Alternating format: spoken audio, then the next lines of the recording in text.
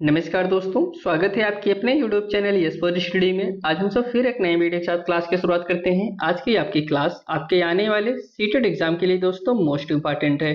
जैसा कि आप सब जानते हैं, सीटेट एग्जाम के लिए कोई स्टडी मटेरियल सबसे महत्वपूर्ण है, वो होता है आपका प्रीवियस ईयर क्वेश्चन पेपर। अब प्रीवियस ईयर इसलिए सबसे ज्यादा महत्वपूर्ण होता है क्योंकि जो आपका सीटेट का एग्जाम होता है वह कॉन्सेप्चुअल बेस पे होता है। इसमें जो क्वेश्चन दिए रहते हैं इस तरीके से घुमा फिरा के पूछे जाते हैं, बच्चा क्वेश्चन को पढ़ता है वहीं कंफ्यूज हो जाता है कि एग्जामिनर इस क्वेश्चन में पूछना क्या चाह रहा है। इसलिए आप सब सिर्फ क्वेश्चन को रटने का प्रयास ना करिए कि हम रट ले पास हो जाएं। क्वेश्चन की जो लैंग्वेज है उसे समझने का प्रयास करिए, क्वेश्चन कैसे घुमा फिरा के पूछा जा रहा है इसको समझने का प्रयास करिए। दोस्तों, आपको इस चैनल पर 2011 से लेके अब तक जितने भी सीटेट के एग्जाम हुए हैं सभी previous year question paper daily solve कराए जा रहे हैं। दोस्तों, आप देखेंगे इस प्लेलिस्ट में, देखेंगे आपको बहुत सारे वीडियो मिल जाएंगे। आपको जिस भी सन का प्रीवियस ईयर क्वेश्चन पेपर चाहिए आपको इस प्लेलिस्ट में मिल जाएगा। अगर आप इस चैनल पर नए हैं तो चैनल को जरूर सब्सक्राइब कर लीजिए दोस्तों, और अपने दोस्तों के साथ भी जरूर शेयर करिए। आपके टीचिंग एग्जाम के लिए दोस्तों बहुत ही महत्वपूर्ण चैनल है, जहाँ पे हम सब प्रीवियस ईयर क्वेश्चन पेपर, हर सब्जेक्ट की थ्योरी क्लासें, नए क्वेश्चन सब कुछ उपलब्ध करा रहे हैं। आज जो पेपर हम सब सॉल्व करेंगे वह पेपर आपका 21 जनवरी 2024 में जो आपका सीटेट एग्जाम हुआ था उसी दिन ये पेपर पूछा गया था। इसी पेपर को हम सब सॉल्व करेंगे। इसमें सबसे पहले हम सब पेपर 1 को सॉल्व करेंगे। पेपर 1 के अंतर्गत जो सीडीपी है दोस्तों, इसको हम सब सॉल्व किया जाएगा। सॉल्व तो हम सब सभी सब्जेक्ट को करते हैं लेकिन सिक्वेंस वाइज करते हैं। जैसे पहले सीडीपी हो गया, फिर मैथ हो गया, ईवीएस हो गया, इंग्लिश हो गया, हिंदी होगा, इस प्रकार से हम सब सॉल्व करते हैं। पेपर 1 कंप्लीट होने के बाद फिर पेपर 2 को सॉल्व कराया जाएगा। तो आइए हम सब आगे बढ़ते हैं और क्वेश्चन की तरफ। यहाँ से क्वेश्चन की शुरुआत होती है। सीडीपी की अगर हम सब बात करें तो सीडीपी में टोटल दोस्तों 30 क्वेश्चन पूछे जाते हैं और 30 नंबर की होती हैं। 15 क्वेश्चन आपके आते हैं पेडागोजी से और 15 क्वेश्चन पूछे जाते हैं आपके कंटेंट से। तो पहले क्वेश्चन की तरफ पढ़ते हैं। कह रहे हैं कक्षा में खेल प्रतियोगिता में हिस्सा लेते समय तनुज अपने दोस्त से कहता है कि वह भाला फेंकने में हिस्सा लेगा और रस्सी कूदने में उसकी बहन हिस्सा ले सकती है क्योंकि वह एक लड़की है।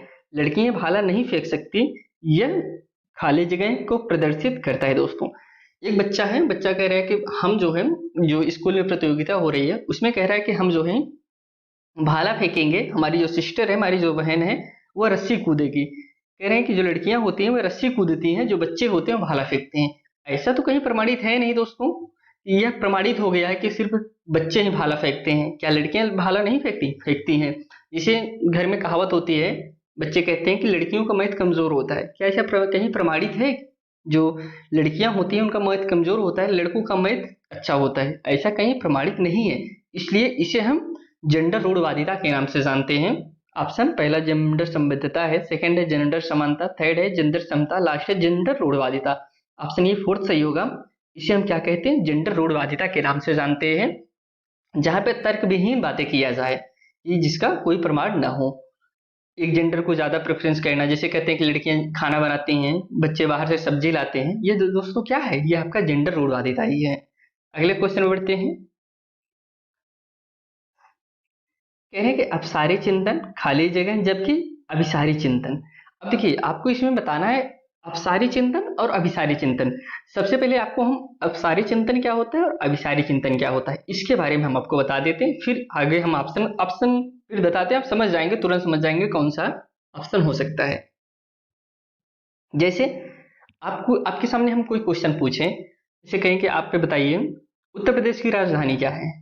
हमने 10 बच्चों से क्वेश्चन पूछा उत्तर प्रदेश की राजधानी क्या है। 10 बच्चों का क्या जवाब होगा? एक ही जवाब होगा, लखनऊ लखनऊ लखनऊ ना। लेकिन अगर हम ऐसा पूछें कि लखनऊ की विशेषता बताइए, अब क्या 10 बच्चों का सेम जवाब होगा? नहीं जवाब होगा। दोस्तों, जब हम राजधानी की बात करें कि बताइए बच्चों उत्तर प्रदेश की राजधानी क्या है, ये आपका अभिसारी क्वेश्चन में आता है। जब हम उसकी विशेषता पूछे, अब आप लखनऊ की विशेषता बताइए बच्चों, यह कैसे क्वेश्चन आएगी? है अपसारी क्वेश्चन में आएगा। तो अपसारी आपका पॉजिटिव पॉइंट होता है और अभिसारी आपका निगेटिव पॉइंट होता है। इस चीज को आप जानते रहिए। कह रहे अपसारी चिंतन कई उत्तरों को प्रोत्साहित करता है और जो अगला खाली जगह है अभिसारी चिंतन एक ही समाधान पर स्थित होता है। यह भी तो सही है दोस्तों, पहला ही ऑप्शन सही लग रहा है और सही है, लेकिन ऑप्शन हम सभी ऑप्शन देख लेते हैं। एक ही समाधान पे स्थित होता है। दोस्तों, अपसारी चिंतन एक ही समाधान पे नहीं होता। जो बहुविकल्पी प्रश्न होते हैं वही आपके अभिसारी होते हैं, जो निबंध होते हैं वही आपके अपसारी होते हैं। एक ही समाधान पे क्या आप अभिसारी अपसारी में एक ही समाधान होता है? नहीं दोस्तों, यह गलत हो जाएगा। अगला है गणितीय क्षमताओं को बढ़ावा देता है, मौखिक क्षमताओं को बढ़ावा देता है। ये दोस्तों गलत है। गणितीय क्षमताओं का जो इसमें कह रहे हैं गणितीय क्षमताओं का बढ़ावा देगा दोस्तों, और चीज नहीं है, इसलिए यह गलत हो जाएगा। मौखिक क्षमताओं को बढ़ावा देगा, यह भी आपका गलत हो जाएगा। बचा क्या? Option first is correct answer. कई उत्तरों को प्रोत्साहित करता है, एक ही समाधान पर स्थिर रहता है। अभिसारी एक ही समाधान, जैसे आपके पास 4 ऑप्शन मिल गए, अब चारों ऑप्शन में से आपको चॉइस करना होगा। आप अपने मन से 5वां ऑप्शन इसमें नहीं ला सकते हैं, लेकिन इसमें आप ला सकते हैं। Option first is correct answer. Next question पे चलते हैं। कह रहे हैं निम्नलिखित में से कौन सा कथन समावेशी शिक्षा के बारे में सही नहीं है दोस्तों? किसकी बात करें? समावेशी शिक्षा की बात करें। पहला है, कह रहे हैं समावेशी शिक्षण का अर्थ ऐसे तरीकों से शिक्षण जो बहिष्कृत ना करें। सेकंड है, जो अब इसमें जो गलत है वही आपको बताना है। सेकंड है, समावेशी शिक्षण का अर्थ उस शिक्षा शास्त्र को अपनाना जो सभी शिक्षार्थियों की आवश्यकताओं का समर्थन करता है। थर्ड है, ऐसी समावेशी कक्षा भाषा शैली में अंतर को समायोजित करती है और सहयोग को बढ़ावा देती है। लास्ट है, निश्चित पाठचर्या और मानक मूल्यांकन के आसपास ही एक समावेशी कक्षा का केंद्र होता है। क्या ऐसे समावेशी के मतलब ये होता है दोस्तों आपके पास निश्चित पाठचर्या हो, एक निश्चित मानक मूल्यांकन हो? तो यह गलत है दोस्तों, और यही आपका राइट आंसर हो जाएगा। इसमें गलत ही पूछा गया था। Option fourth is correct answer. समावेशी मतलब जो दोस्तों यह सब नहीं है। समावेशी का मतलब यह नहीं होता है कि आप एक निश्चित पाठचर्या बच्चे को दे दें, यह गलत है। अगले क्वेश्चन बढ़ते हैं। अगला क्वेश्चन कथन कारक से संबंधित है। सबसे पहले हम सब अभिकथन ए को समझते हैं। कह रहे हैं कि शिक्षार्थी जो पहले से जानते हैं उसके आधार पर अपने ज्ञान का निर्माण करते हैं। पूर्वाज्ञान की बात कर रहे हैं।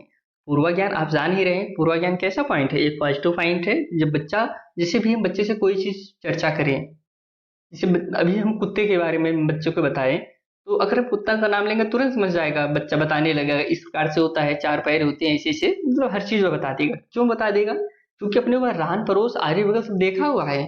अगर ऐसी चीज की, जैसे कंगारू की हम बात करें, क्या कंगारू के बारे में बच्चा बता देगा? नहीं बता पाएगा। यही होता है पूर्वाज्ञान।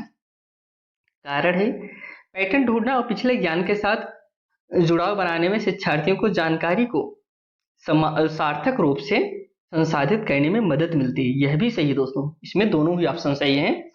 पहला ऑप्शन है ए और आर दोनों सही हैं। ये जो है यार की सही व्याख्या भी करता है, यही आपका राइट हो जाएगा। बाकी ये व्याख्या नहीं करता, ये गलत हो जाएगा। ये गलत है, ये दोनों गलत है, सब गलत। First option is right answer. अगले क्वेश्चन में बढ़ते हैं। अभिकथन ये है, कह रहे हैं बच्चों द्वारा बचपन अलग अलग संस्कृतियों में अलग अलग तरह से अनुभव किया जाता है। अगला है, बच्चों का विकास सार्वभौमिक होता है।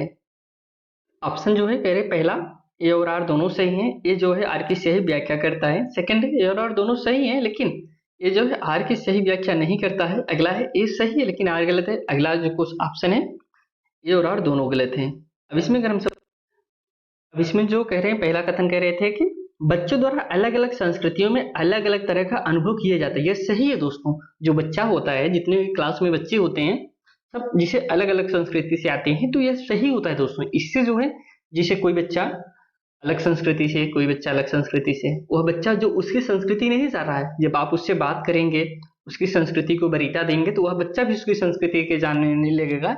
यह सही चीज है। बच्चा अलग अलग संस्कृतियों में अलग अलग तरह का अनुभव किया जाता है। तो ऑप्शन सही है, लेकिन बच्चों का विकास सार्वभौमिक, यह गलत है। ऑप्शन इसमें थर्ड ऑप्शन सही है, ये सही है, लेकिन आर इसमें गलत है। अगले क्वेश्चन चलते हैं। कह रहे हैं कि अल्फ्रेडा के आरोपण सिद्धांत के अनुसार निम्नलिखित में से किससे लगातार कोशिश और बेहतर प्रदर्शन की संभावना है? किससे दोस्तों? पहला ऑप्शन है सफलता के लिए आंतरिक आरोपण और असफलता के लिए बाहरी आरोपण। सेकंड है सफलता के लिए बाहरी आरोपण, असफलता के लिए आंतरिक आरोपण। थर्ड है असफलता के लिए और सफलता दोनों के लिए आंतरिक आरोपण। थर्ड है असफलता और सफलता के लिए दोनों के लिए बाहरी आरोपण।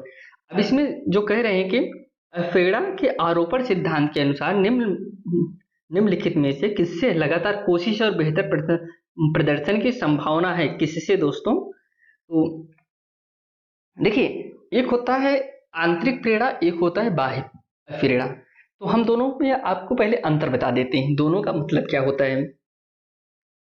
एक होता है जैसे बच्चा, किसी बच्चे का एग्जाम है, जैसे भी आप पहले ले लीजिए, अभी आपका एग्जाम है, इस सीटेट का एग्जाम होने वाला है, आप सीटेट की तैयारी कर रहे हैं, आपको कोई फोर्स किया नहीं, बच्चा ये क्लास देखो, इसके पढ़ो तब आप पास हो गए, ऐसा तो कोई कहा नहीं। मतलब ये आप खुद से कर रहे हैं, यही आपका आंतरिक प्रेरणा होता है। और बाह्य प्रेरणा देखा जाए, जैसे बच्चा स्कूल नहीं जाता है, आप उसे कहेंगे बेटा स्कूल जाओ, 5 रुपए हम देते हैं, वह स्कूल गया, लेकिन किस लिए? 5 रुपए के लिए गया। यह बाह्य प्रेरणा है। आप यहाँ पे सफल समझ गए होंगे दोनों में क्या अंतर होता है। तो इसका जो राइट आंसर होगा थर्ड होगा, असफलता और सफलता दोनों के लिए आंतरिक आरोपण दोस्तों, यही आपका सही है। ऐसा नहीं कि हम असफल हो गए इसे बाह्य आरोपण माने और सफल हो गए आंतरिक आरोपण माने, तो नहीं, दोनों के लिए आप आंतरिक आरोपण is right answer. Option third is correct answer. अगले क्वेश्चन में चलते हैं। निम्नलिखित में से कौन सा प्रगतिशील शिक्षा का एक प्रमुख सिद्धांत है? किसकी बात करें? प्रगतिशील शिक्षा का प्रमुख सिद्धांत है, उसे आपको बताना है। प्रगतिशील शिक्षा का छात्रों के सीखने को मापने के लिए मानकीकृत परीक्षण सबसे अच्छा तरीका है। देखिए मानकीकृत किसकी बात करें? स्टैंडर्ड की बात करें, यह आपका निगेटिव पॉइंट है। जिस भी ऑप्शन में आपका मानकीकृत मिल जाए वह ऑप्शन आपका सही नहीं होगा, मतलब फर्स्ट ऑप्शन आपका गलत है। क्लियर। छात्रों को अपने शिक्षकों से ज्ञान का निष्क्रिय प्राप्त करता होना चाहिए। देखिए निष्क्रिय प्राप्त करना होना चाहिए, यह भी आपका गलत हो गया, यह भी नेगेटिव पॉइंट है, इस चीज को जानते रहिए। सीखना प्रामाणिक कार्यों पर आधारित होना चाहिए। लास्ट है पाठचर्या पूर्व निर्धारित और सार्वभौमिक होनी चाहिए। देखिए पाठचर्या पूर्व निर्धारित और सार्वभौमिक नहीं होनी चाहिए दोस्तों। ऑप्शन इसमें थर्ड इज करेक्ट आंसर है, सीखना प्रामाणिक कार्यों पर आधारित होना चाहिए। Option third is correct answer. अगले क्वेश्चन में बढ़ते हैं। विकास के किस पहलू में तर्क चिंतन और समस्या समाधान की व्याख्या की जाती है? किस पहलू में? ऑप्शन है पहला सामाजिक विकास, सेकंड है संज्ञानात्मक विकास, थर्ड है नैतिक विकास, लास्ट है गतिक विकास। विकास के किस पहलू में दोस्तों हम चिंतन करते हैं, तर्क करते हैं, समस्या समाधान की व्याख्या करते हैं? तो ऑप्शन इसमें जो होगा, ऑप्शन इज करेक्ट आंसर संज्ञानात्मक विकास में दोस्तों, कॉग्निटिव थिंकिंग में। Option second is right answer. Next question बढ़ते हैं। एक चीज यहाँ पे आप कमेंट करके इसका जवाब दीजिए, बताइए संज्ञानात्मक विकास का सिद्धांत किसने दिया था? आप इसको बताइए, हम आगे बढ़ते हैं। बताइए, नहीं आएगा तो फिर हम तो बताएंगे ही, उसका दिक्कत नहीं है, लेकिन आप खुद से प्रयास करिए। संज्ञानात्मक विकास कौन दिए थे? चार छह लोग तो मनोवैज्ञानिक हैं, वही चार छह लोग जो दिए होंगे, स्किनर, पियाजे, वाइगोस्की, यही सब में किसी होगा तो आप बताइए कमेंट करके कौन है जो संज्ञानात्मक विकास का सिद्धांत दिया है, या फिर कोहलबर्ग, कोहलर। अगले क्वेश्चन चलते हैं। कहने के लिए वाइगोस्की प्रस्तावित करते हैं कि खाली जगहें बच्चों में स्वनियमन के लिए महत्वपूर्ण है। स्वनियमन मतलब दोस्तों जैसे खुद में, जैसे स्वनियमन खुद की बात कर रहे हैं ना, तो क्या सही है? असंतुलन है, निजी वाक है, अनुकूलन है, संगठन है। दोस्तों ले वाइगोस्की जो है वह निजी वाक, स्वनियमन के लिए महत्वपूर्ण क्या है? निजी वाक। निजी वाक वह होता है जिसे कभी बच्चा, आप देखे होंगे खुद में ही, आप खुद पे अगर खुद ध्यान देंगे तो समझेंगे कि खुद से ही बात करना स्वनियमन, मतलब अपने में ही। जैसे इसे आप स्वलीन भी कर सकते हैं, स्वलीन, स्वनियम, निजी वाक। निजी वाक मतलब होता है जब बच्चा खुद से बातें करता है, जैसे कभी यह कर लें अच्छा रहेगा कि नहीं, नहीं, मतलब इस तरीके से सोचा है, यही आपका निजी वाक कहलाता है। Option second is right answer. अगले क्वेश्चन बढ़ते हैं। अभिकथन यह है, लॉरेंस कोहलबर्ग के नैतिक विकास सिद्धांत में बच्चे कार्यों को उनके परिणाम के आधार पर अच्छा या बुरा समझने से इस समझ पर पहुंचते हैं कि नियम और कानून नम्य और बदले जा सकते हैं। किसकी बात करें? लॉरेंस कोहलबर्ग के। इसका जो कारण दिया गया है, लॉरेंस कोहलबर्ग का तर्क है कि नैतिक विकास क्रमिक रूप से चरणों में आता है, चरणों में होता है। तो एक मिनट दोस्तों, हाँ, तो अब इनमें लॉरेंस कोहलबर्ग के बारे में आपको बताना है। देखिए लॉरेंस कोहलबर्ग की एक बहुत ही प्रचलित कहानी है, जो कि उसी से ज्यादा क्वेश्चन पूछे जाते हैं, हिंज की कहानी। यही हिंज की कहानी की बात इसमें किया जा रहा है। हिंज की कहानी की अगर हम सब बात करें तो इसमें हम आपको सारांश थोड़ा सा बता दे रहे हैं जल्दी से, रूपरेखा क्या है इसका, निष्कर्ष क्या निकलता है। हिंज दोस्तों एक आदमी था, उसकी वाइफ बहुत ज्यादा बीमार थी। उसकी वाइफ एक दवा से बच सकती थी जो वहां के एक लोकल साइंटिस्ट ने खोजा था। अपनी पूरी लाइफ लगा के उस दवा को उसने खोजा था। वह सोचा था कि हमने इसमें अपनी पूरी लाइफ लगा दिया, अब इसे हम बेचकर अच्छा पैसा कमाएंगे कई गुना। तो जब उसकी पत्नी बीमार हो गई, उसी दवा से हिंज की पत्नी राहत मिल सकता था। अब उसके पास वह गया, दवा लेने गया, लेकिन वह साइंटिस्ट मना कर दिया कि हमने अपने पूरे मेहनत इस पे लगाया है, इसे हम बहुत अच्छा पैसा, कई गुना पैसा कमाएंगे तब। क्योंकि हिंज के पास पैसा था नहीं। अब हिंज के पास दो ऑप्शन बचता है, एक तो वह चोरी कर ले दवा को, चोरी करने के बाद पुलिस पकड़ लेगी, एक तो वह अपनी पत्नी को मरने दे। लास्ट में उन्होंने डिसीजन लिया कि हम चोरी करेंगे, अपनी पत्नी को बचाएंगे और हम पुलिस थाने में चले जाएंगे, पुलिस पकड़ लेगी। यही इनकी कहानी थी दोस्तों। इसके निष्कर्ष निकलता है, जो निष्कर्ष निकलता है, इन्होंने इसके 3 चरण बताए थे और तीनों को दोस्तों 2-2 उपचरण थे। कहने का तात्पर्य 3 चरण हो गए और 6 इसके उपचरण हो गए, क्योंकि हर एक चरण के 2-2 उपचरण हैं। इसमें यही बताने का प्रयास किया गया है कि क्या गलत है, क्या सही है, किसी कोई नियम बना है, नियम क्यों बना है, हमको पालन करना है, कब करना है, कब नहीं, यही सारी चीज इसमें बताया गया है। अब इसमें जो इनका सिद्धांत का नाम था वह नैतिक विकास का सिद्धांत का नाम है। इसमें नैतिकता की इन्होंने बात किया था। आपके एग्जाम में जब भी क्वेश्चन पूछे नैतिकता के बारे में कौन मनोवैज्ञानिक बात करते थे, लॉरेंस कोहलबर्ग। इसमें जो राइट आंसर होगा फर्स्ट ही होगा, ये और दोनों सत्य हैं। आर्य की सही व्याख्या भी कर रहा है, ऑप्शन इसमें फर्स्ट इज करेक्ट आंसर। अगले क्वेश्चन बढ़ते हैं। अगला जो क्वेश्चन है, हार्वर्ड गार्डन के बहुबुद्धि के सिद्धांत के अनुसार निम्नलिखित में से कौन सा शेड बुद्धि और उसके संबंधित विशेषताओं के सही मेल का प्रतिनिधित्व करता है। अब देखिए, सबसे पहले यहाँ पे एक चीज आप समझ लीजिए, बहुबुद्धि का सिद्धांत दिया किसने था, हार्वर्ड गार्डनर ने दिया था बहुबुद्धि का सिद्धांत, इसको आप जानते रहिए। अब इसमें कौन सा मेल सही है, पहला कह रहे हैं सब इसे मेल प्रतिनिधित्व करता है, सही है, तो ये आपको बताना है। पहला है अंतरावैयक्तिक दूसरों को समझने और उनके साथ संबंध स्थापित करने के कौशल। क्या अंतरावैयक्तिक जो बुद्धि होती है उसके अंतर्गत, जिसके पास अंतरावैयक्तिक बुद्धि होती है, क्या वो दूसरे की बातों को समझने और उनके साथ संबंध स्थापित करने के लिए माहिर होते हैं। अगला है तर्की गणितीय। क्या तर्की गणितीय जिसकी बुद्धि होती है उसमें नृत्य या क्रीड़ा संबंधी क्षमताएं होती है। थर्ड है संगीत में दोस्तों प्रदर्शन या रचना करने के कौशल होते हैं। लास्ट है स्थानिक बुद्धि। स्थानिक बुद्धि का मतलब प्राकृतिक वातावरण की सराहना करने का कौशल। इसमें कौन सा ऑप्शन आपका सही है, सही मेल है, ऑप्शन थर्ड है दोस्तों, संगीत में की बात करें तो इसमें प्रदर्शन करना, रचना करना, यह सब इस बुद्धि में शामिल होता है। जिसमें संगीत में एक बुद्धि का विकास होता है ज्यादा, वो सब इन चीज में माहिर होते हैं। बाकी यह सब गलत है दोस्तों। स्थानिक मतलब होता है कि स्थानिक मतलब होता है जैसे मूर्तिकार इसमें आता है स्थानिक बुद्धि में। अगले क्वेश्चन में बढ़ते हैं। निम्नलिखित में से कौन सा कथन अधिगम के बारे में सही नहीं है। किसकी बात करें, अधिगम की बात करें। अधिगम शिक्षार्थियों के पूर्व ज्ञान पर निर्भर करता है, क्या ये सही दोस्तों। अधिगम जो बच्चों के पूर्व ज्ञान पर निर्भर करता है, ये सही है दोस्तों। अधिगम जो है बच्चे के पूर्व ज्ञान पर निर्भर करता है, तो ऑप्शन फर्स्ट आपका सही है, लेकिन आपको गलत हेरना है।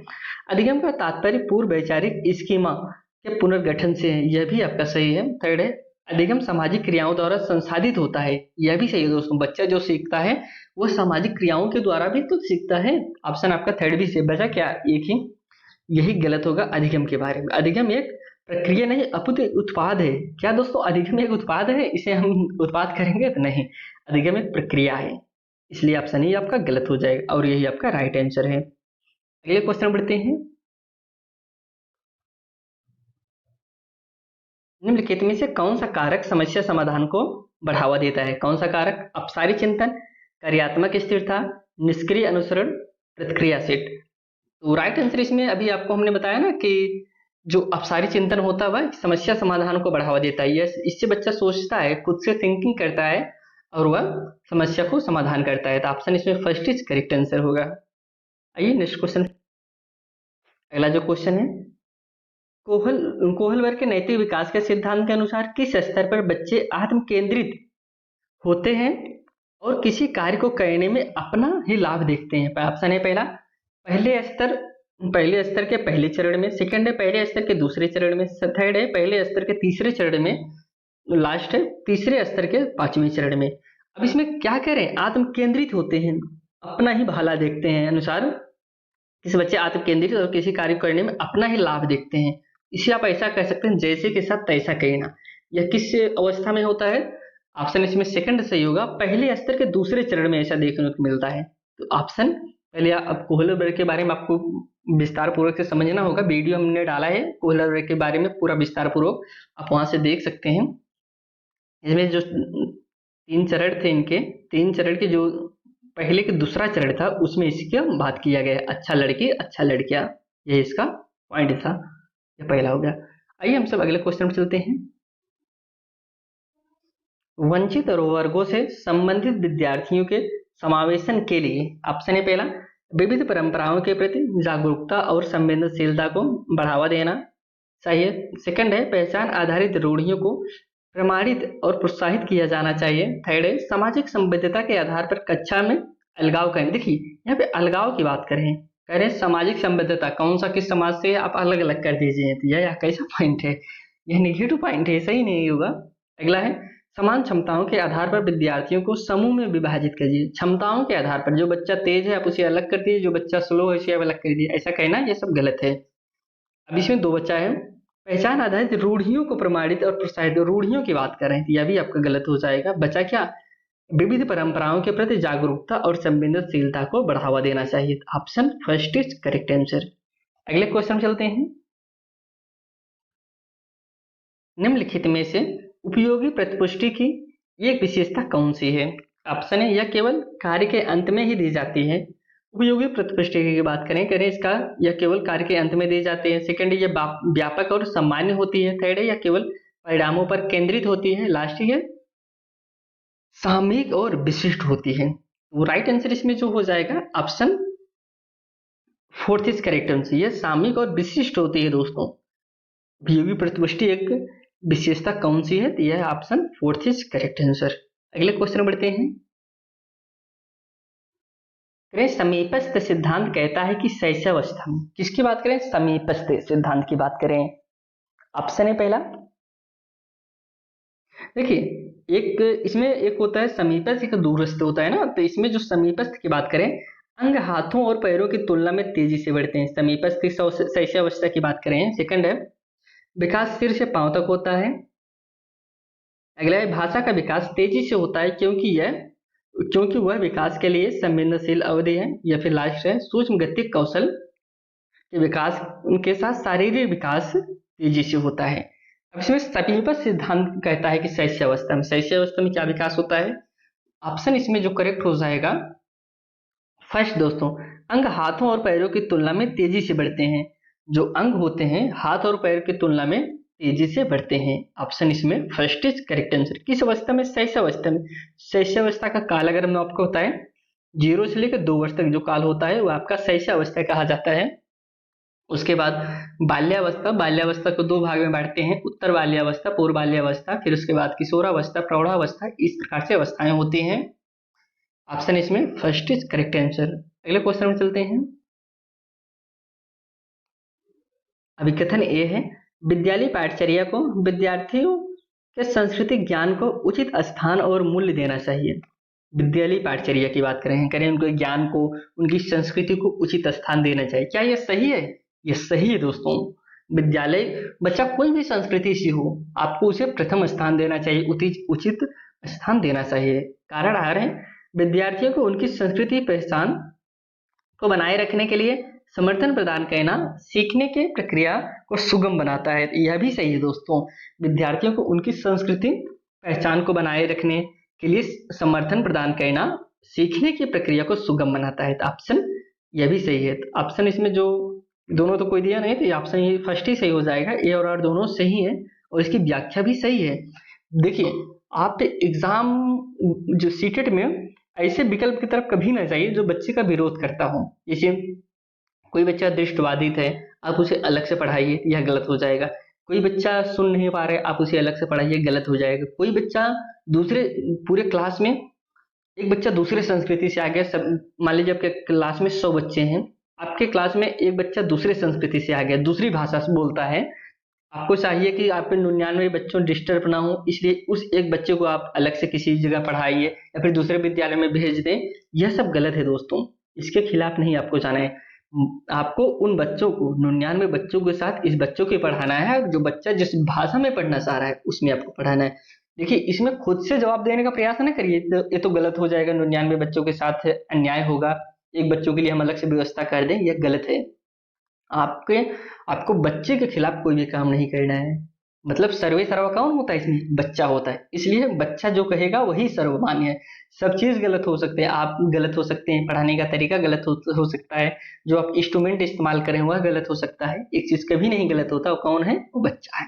यह चीज सोच के आप जवाब दीजिएगा हर क्वेश्चन का। तो आइए हम सब अगले आगे बढ़ते हैं।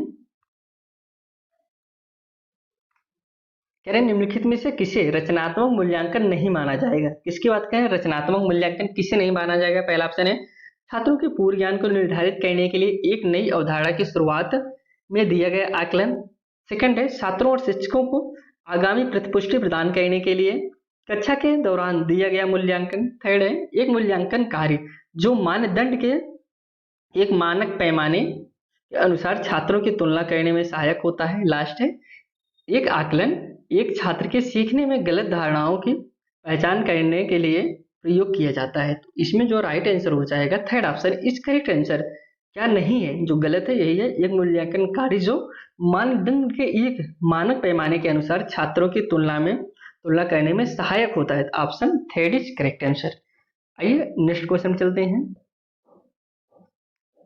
निम्नलिखित में से पठन वैकल्य की एक विशिष्ट विशेषता कौन सी है? देखिए, ये जो वैकल्य होते हैं, पठन वैकल्य, जो ये एक प्रकार से विकार होता है। बीमारी आप ना समझिए कि यह बीमारी होता है, बीमारी है, सही नहीं होगा, यह विकार होता है। विकार का मतलब होता है कि जैसे बीमारी कोई होती है, बीमारी अगर कुछ बीमारियां होती है ठीक हो जाती है, कुछ बीमारी होती है नहीं ठीक होती हैं। लेकिन विकार यह चीज होता है कि विकार जो है वो ठीक हो जाता है, विकार एक समय के बाद सही हो जाता है। इसलिए विकार जो है, विकार बीमारी में अंतर होता है, इस चीज को आप जानते रहिए। पठन वैकल्य की बात करें, रचनात्मक समस्या समाधान में कठिनाई। सेकंड है ध्वन्यात्मक प्रसंस्करण में कठिनाई। थर्ड है शारीरिक समन्वय में कठिनाई। स्थानिक समझ जानकारी में कठिनाई। इसमें जो करेक्ट आंसर हो जाएगा थर्ड, ध्वन्यात्मक प्रसंस्करण में कठिनाई। जो पठन वैकल्य में होता है, इस प्रकार से बच्चा जूझता है, ध्वन्यात्मक प्रसंस्करण में कठिनाई। Second option is right answer. अगले क्वेश्चन चलते हैं। निम्न में से किस प्रकार के प्रश्न एक छात्र की जानकारी का गंभीर रूप से मूल्यांकन करने का योग्यता का आकलन करने में मदद करता है? ऑप्शन है पहला वे प्रश्न जो शब्द की सरल परिभाषा के लिए पूछते हैं। सेकंड है वे प्रश्न जो छात्र की व्यक्तिगत राय पूछते हैं। थर्ड है वे प्रश्न जो पाठ को मान्य करने वाले उदाहरण के लिए पूछते हैं। लास्ट है वे प्रश्न जो किसी पाठ की सारांश मांगते हैं। तो इसमें जो क्वेश्चन पूछा जा रहा है, निम्न में से किस प्रकार के प्रश्न एक छात्र की जानकारी का गंभीर रूप से मूल्यांकन करने की योग्यता का आकलन करने में मदद करता है? तो ऑप्शन इसमें राइट हो जाएगा सेकंड, वे प्रश्न जो छात्र के व्यक्तिगत राय से पूछते हैं। वे प्रश्न जो छात्र की व्यक्तिगत राय से पूछते हैं, जो बच्चा किसी के प्रेशर में, किसी के दबाव में ना पूछे, जो वह खुद से सोचे। और कभी भी दोस्तों, अगर बच्चा कोई भी क्वेश्चन पूछ रहा है, आप उसे डांट के शांत नहीं कराना है, आप उसे डांट दीजिए, ये सब नहीं करना है, ये सब गलत पॉइंट है। ऑप्शन सेकंड हो जाएगा, जो खुद से राय से, जो उसमें दिमाग में जो भी उल्टा पुल्टा क्वेश्चन आ रहा है वही पूछेगा, वही सही है। ऑप्शन इसमें सेकंड इज राइट आंसर। कह रहे हैं कि वादिता एक खाली जगह स्थित है जबकि अक्षमता एक स्थित है। कैसा है? कह रहे हो वादिता, अब इसमें भरना है क्या जैविक कार्यात्मक भराएगा या फिर कार्यात्मक जैविक भराएगा। थर्ड है कार्यात्मक क्रियात्मक शारीरिक भराएगा या फिर लास्ट है सामाजिक मनोवैज्ञानिक भराएगा। तो इसमें जो राइट आंसर हो जाएगा फर्स्ट है, बाधिता एक जैविक स्थिति है जबकि अक्षमता एक कार्यात्मक स्थिति है। तो फर्स्ट इज करेक्ट आंसर। अगले क्वेश्चन चलते हैं। कह रहे हैं निम्नलिखित में से कौन सा कथन संज्ञान और भावनाओं के बीच के संबंध को उपयुक्त रूप से परिभाषित करता है? ऑप्शन है पहला संज्ञान और भावनाएं दोनों स्वतंत्र प्रणालियां हैं। सेकंड है भावनाएं और संज्ञान आपस में एक दूसरे पर पारस्परिक रूप से निर्भर करते हैं। थर्ड है संज्ञान भावनाओं को प्रभावित करता है लेकिन इसका विपरीत सत्य नहीं है। लास्ट है भावनाएं संज्ञान को प्रभावित करती हैं लेकिन इसका विपरीत सत्य नहीं है। तो ऑप्शन इसमें जो करेक्ट हो जाएगा ऑप्शन सेकंड सही है। भावनाएं और संज्ञान आपस में एक दूसरे पर पारस्परिक रूप से निर्भर होते हैं दोस्तों। जो भावनाएं होती हैं और जो संज्ञान होता है वह एक दूसरे पर निर्भर होती हैं। ऐसा नहीं कि दोनों स्वतंत्र होती हैं तो होगा ही नहीं, संग प्रभावित करता है, लेकिन इसका ये सब नहीं। First second option is correct answer. आइए हम सब अगले क्वेश्चन बढ़ते हैं। प्राथमिक कक्षाओं में भाषा का विकास किस प्रकार संसाधित होता है? किसकी बात करें? प्राथमिक कक्षाओं में। पहला ऑप्शन है जब शिक्षक अमूर्त अवधारणाओं को संदर्भित करने के लिए ठोस उदाहरणों को उपयोग करते हैं। सेकंड है जब शिक्षक औपचारिक भाषा के प्रयोग पर जोर देते हैं और उसे लागू करते हैं। थर्ड है जब शिक्षक बच्चों की मातृभाषा की अवहेलना और अपेक्षा करते हैं। लास्ट है जब शिक्षक मूर्त वस्तुओं के बजाय संकेतों और प्रतीकों से शुरू करते हैं। तो राइट आंसर इसमें हो जाएगा फर्स्ट ऑप्शन। देखिए, जब शिक्षक अमूर्त अवधारणाओं को संदर्भित करने के लिए ठोस उदाहरणों का उपयोग करते हैं। प्राथमिक कक्षाओं में भाषा का विकास किस प्रकार संसाधित होता है? इस प्रकार से अमूर्त अवधारणाओं को हम प्रयोग करने के लिए क्या करें? कोई ठोस उदाहरण जब बच्चों को दिखा के पढ़ाएंगे तभी बच्चा सीख पाएगा। ऐसा कोई अमूर्त अवधारणा है, कोई भी अमूर्त और मूर्त दो प्रकार से चीजें होती हैं, चीज समझ लीजिए। अमूर्त मतलब होता है जो चीज हमारे सामने न दिखी उसके बारे में हमको बताना, और मूर्त मतलब होता है जो चीज हमको दिखती रही, जैसे हमको पेन के बारे में बताना है, हम पेन को दिखा रहे हैं, ये आपका मूर्त है कि पेन के बारे में हम बता रहे हैं। अमूर्त मतलब जैसे हम हाथी के बारे में बता रहे हैं और हाथी हमारे सामने है नहीं, सिर्फ हम बता दे रहे हैं ऐसे ऐसे हाथी है, ये आपका अमूर्त कहलाता है। तो इसमें जो राइट आंसर हो जाएगा first option is correct answer. अगले क्वेश्चन चलते हैं। निम्नलिखित में से कौन आंतरिक अफ्रीड़ा का सही वर्णन है? अब हम आपको आंतरिक और बाह्य अफ्रीड़ा के बारे में बताए हैं, अब तुरंत इसे आप टिक कर जाएंगे कौन सा ऑप्शन इसमें सही होगा। पहला है अफ्रीड़ा जो बाहरी पुरस्कारों से आता है। आंतरिक अफ्रीड़ा का मतलब ये होता है कि जो हमको बाहरी पुरस्कारों से आता है। नहीं दोस्तों, बाहरी का मतलब होता है जो हमको, आंतरिक मतलब जो हमको खुद से आए, ना कि किसी पुरस्कार से आए। अगला है अफ्रीड़ा जो कार्य की व्यक्तिगत आनंद से आती है। क्या यह सही है दोस्तों? जो अफ्रीड़ा जो कार्य के व्यक्तिगत आनंद से आती है। अगला है अफ्रीड़ा जो दूसरे के साथ प्रतिस्पर्धा से आती है। लास्ट है अफ्रीड़ा जो दंड के भय से आती है। यह भी गलत है दोस्तों। राइट आंसर यह दोस्तों अफ्रीड़ा जो कार्य की व्यक्तिगत आनंद से आती है। जब आप खुद से कोई कार्य करते हैं उससे जो आनंद आता है वही आपका आंतरिक अफ्रीड़ा कहा जाता है। तो ऑप्शन इसमें सेकंड इज राइट आंसर। अगर दोस्तों किसी भी क्वेश्चन को लेके कोई भी डाउट हो आप कमेंट करिएगा, उसका जवाब आपको दिया जाएगा। कोई क्वेश्चन ना समझ में आए, कोई समस्या हो, आप उस क्वेश्चन का नंबर आप कमेंट कर दीजिएगा। अगला वीडियो जब पड़ेगा तो उस वीडियो में पहले उस क्वेश्चन को बताया जाएगा कि इसमें क्यों ऑप्शन ये सही है, क्यों ऑप्शन में गलत है, फिर हम सब आगे बढ़ेंगे। कोई भी समस्या आप कमेंट करिए, उसका जवाब आपको तुरंत दिया जाएगा। तो हम सब अगले क्वेश्चन में बढ़ते हैं। अगला जो इसमें क्वेश्चन दिया गया है, कह रहे हैं कि निम्न में से कौन सा आलम्बन के उदाहरण है दोस्तों? आलम्बन की बात करें, ऑप्शन पहले कुछ कथन दिए गए हैं। बोलकर सोचो, संकेत और इशारे, यहाँ पे सी तो है नहीं दोस्तों, चलिए डी ही है। आधा हल किया हुआ उदाहरण लास्ट है। ये रटकर दोहराओ। देखिए इसमें जो क्वेश्चन हम सॉल्व कर रहे हैं अपने मन से कोई क्वेश्चन नहीं लिए हैं, यह आपका प्रीवियस सीटेट की ऑफिशियल साइट से डाउनलोड किया गया है, वही क्वेश्चन को आपको हम बता रहे हैं। ऐसा नहीं कि हम इसमें क्वेश्चन खुद से टाइप करके आपको दे रहे हैं, ऐसा नहीं है। क्वेश्चन एक भी, कोई भी लैंग्वेज का एक भी शब्द गलत नहीं होगा क्योंकि ये ऑफिशियल क्वेश्चन है। तो इसमें जो ऑप्शन दिया गया, कह रहे पहला और बी सही है, सेकंड है ए बी और सी सही है, थर्ड ऑप्शन है ए बी सी और डी सही है, अगला ऑप्शन है ए बी सी डी और ई सही है। तो इसमें जो राइट आंसर हो जाएगा ऑप्शन इसमें थर्ड सही है। ए सही है, बी सही है, सी सही है और आपका डी सही है। चूंकि यह सी होना चाहिए, यहाँ पे डी लिखा गया है, ए बी सी यहाँ पे ई लिखना चाहिए था। तो यह तीनों ऑप्शन आपके सही हैं। अगले क्वेश्चन में बढ़ते हैं। इस क्वेश्चन पे देखिए दोस्तों थोड़ा सा, जिसे यहाँ पे देखिए इस ऑप्शन पे फोर्थ ऑप्शन हमने देखा तो इसमें ऑप्शन ई तक दिया गया है। कहने का तात्पर्य इसमें दो ऑप्शन मिसिंग है, ए बी, सी और डी जो होता है वह मिसिंग है। लेकिन आप यहाँ पे इंग्लिश में देखेंगे यही चीज है, इसमें भी यही चीज मिसिंग है। कहने का तात्पर्य है यह चीज जो ऑप्शन आपका ए और बी तो सही है, लेकिन इसमें रट कर दोहराओ यह गलत है होगा। तो मतलब ई तो होगा नहीं, लेकिन इसमें चूंकि 4 ऑप्शन होना चाहिए था, 5 ऑप्शन, लेकिन है नहीं, तो फिर हम इस क्वेश्चन को यहीं पे ब्रेक करते हैं। आप इसे सोचिए कि आलंबन का उदाहरण, तो क्या उदाहरण है, तो दो चीज तो होगा, बोलकर सोचो, संकेत की इशारा है, यह तो सही है, लेकिन सी डी और क्या हो सकता है उसे आप सोचिए, बाकी यह सब गलत है। तो अगले क्वेश्चन में बढ़ते हैं। ऐसे जब क्वेश्चन देता है दोस्तों, तो इसमें जो नंबर दिए जाते हैं लगभग सबको समान नंबर दिए जाते हैं। तो ऐसे क्वेश्चन सीटेट में काफी देखने को मिलता है कि कभी क्वेश्चन में ए दे देता है, कभी में जेड दे देगा। जेड मतलब आप जानते रहिए, अगर किसी ऑप्शन में जेड दिया है तो मतलब सभी विकल्प सही हैं। ए दे देता है, बी सी डी इस तरीके से देता है। अगले क्वेश्चन में चलते हैं।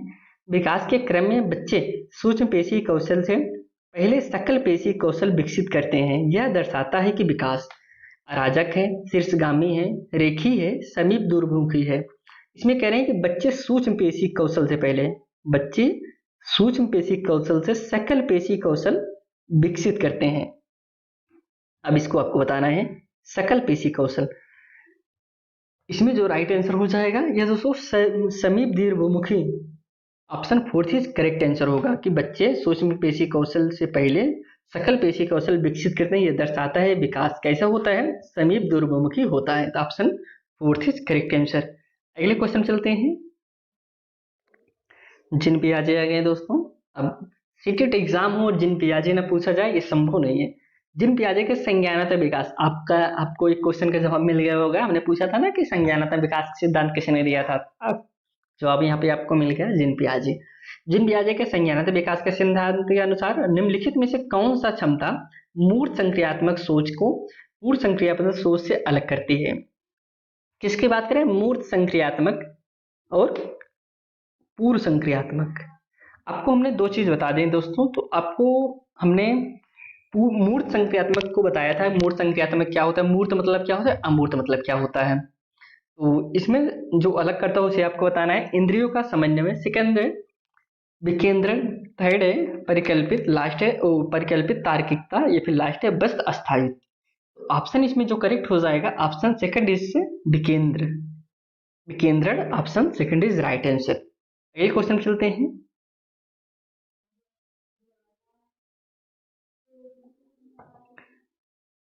अगला जो क्वेश्चन है, रस्सी कूदते समय पैर में रस्सी फंसने के कारण आउट होने के बाद अरु कहती है कि उस रस्सी ने जानबूझकर आउट किया। जिन पियाजे के संज्ञानात्मक विकास के सिद्धांत की इस अवस्था में बच्चे इस तरह के तर्क देते हैं। देखिए, जिन पियाजे से आपको कम से कम दो क्वेश्चन तो जरूर मिलेंगे, कभी कभी तीन भी हो सकता है, लेकिन दो तो फिक्स समझिए, दो क्वेश्चन तो मिलेंगे ही मिलेंगे। यह किस अवस्था में देखा जाता है, जैसे एक बच्चा कूद रहा है रस्सी से, वह फंस के उसमें गिर गया। बच्चा कह रहा है वह रस्सी को जानबूझ के गिरा दी, मतलब उसे बच्चे को नहीं पता है कि रस्सी में जान है कि नहीं जान है। एक चीज जानते रहिए, जिन पियाजे का जो संज्ञानात्मक विकास का सिद्धांत था, इन्होंने चार चरण बताए थे। वही है संज्ञात संवेदी गामक अवस्था, पूर्व संक्रियात्मक अवस्था, मूर्त संक्रियात्मक अवस्था और अमूर्त संक्रियात्मक अवस्था। यही चार अवस्थाएं इन्होंने बताया था, जिसे दो से लेके वो 0 से 2 अवस्थे, 2 से 7, फिर 7 से, मतलब इसी तरीके से इन्होंने बांटा था। तो बच्चा किस अवस्था में इस तरीके को देखता है कि उसे नहीं पता है रस्सी में जान है कि नहीं जान है। पहला ऑप्शन है मूर्त संक्रियात्मक अवस्था, औपचारिक संक्रियात्मक अवस्था, पूर्व चलन अवस्था, लास्ट है संवेदी चलक अवस्था। दोस्तों, यह जो ऑप्शन इसके दिए रहते हैं, इसे थोड़ा सा आप इंग्लिश में याद करने का प्रयास करिएगा। इंग्लिश में बहुत ही इजी है, इंग्लिश देख लेंगे। इंग्लिश में देखिए, पूर्व चलन अवस्था, हमने आपको चार अवस्थाएं बताई। पूर्व संवेदी गामक अवस्था, आप कहेंगे यहाँ पे संवेदी चालक अवस्था है, तो इंग्लिश में आपका एकदम सेम वही है दोस्तों, हिंदी में बदला रहता है। सेंसर मोटर स्टेज यह फर्स्ट हो गया, प्री ऑपरेशनल स्टेज यह सेकंड होता है। यही आपका राइट आंसर है। फोर्थ जो ऑप्शन है फोर्थ है पूर्व चलन अवस्था, लेकिन जो उनके जो क्रम है वह दूसरा क्रम ही आता है प्री ऑपरेशनल स्टेज में। Option fourth is correct answer. अब हम सब अगले और लास्ट क्वेश्चन में बढ़ते हैं आज के लिए। यहाँ पे हम सब समझते हैं, सीखने के सामाजिक संरचनावादी विचार इस प्रकार की वकालत करते हैं कि पहला ऑप्शन है शिक्षार्थी दूसरे से निष्क्रिय रूप से ज्ञान प्राप्त करते हैं, सेकंड है शिक्षार्थी सक्रिय रूप से ज्ञान का निर्माण करते हैं, थर्ड है व्याख्यान देने और समझने से प्रभावी शिक्षण प्रक्रिया होता है, लास्ट है प्रत्याहार और दोहराव की चिंतन प्रक्रिया से प्रभावी शिक्षण होती है। तो इसमें सीखने के सामाजिक संरचनावादी विचार इस बात की वकालत करते हैं, किस बात की। ऑप्शन इसमें जो करेक्ट है ऑप्शन सेकंड शिक्षार्थी सक्रिय रूप से ज्ञान का निर्माण करते हैं दोस्तों। कभी भी बच्चों को आपको कोरी पटियां नहीं समझना है कि बच्चा कुछ नहीं समझ रहा है, कुछ नहीं सीखता है, स्कूल जाएगा तब सीखेगा। ऐसा नहीं होता, वह ज्ञान का निर्माता निर्माता होता है। छोटे बच्चा नन्हा वैज्ञानिक होता है। अब आपके पास एक क्वेश्चन हम देते हैं, इसका जवाब आप कमेंट करिए। ऐसा कौन मनोवैज्ञानिक थे जिन्होंने कहा था कि बच्चा नन्हा वैज्ञानिक होता है? आइए यह क्लास यहीं समाप्त करते हैं। अगर आप इस चैनल पर नए थे दोस्तों तो चैनल को जरूर सब्सक्राइब करिए। हम आपके हर एक डाउट को क्लियर करने का यहाँ पे प्रयास करेंगे। कोई भी डाउट हो आप मैसेज करिए, आपको उसका जवाब दिया जाएगा। कमेंट करिए। तो इसी के साथ यह क्लास यहीं समाप्त करते हैं। आपसे फिर एक नई वीडियो मिलती है, तब तक के लिए दोस्तों धन्यवाद।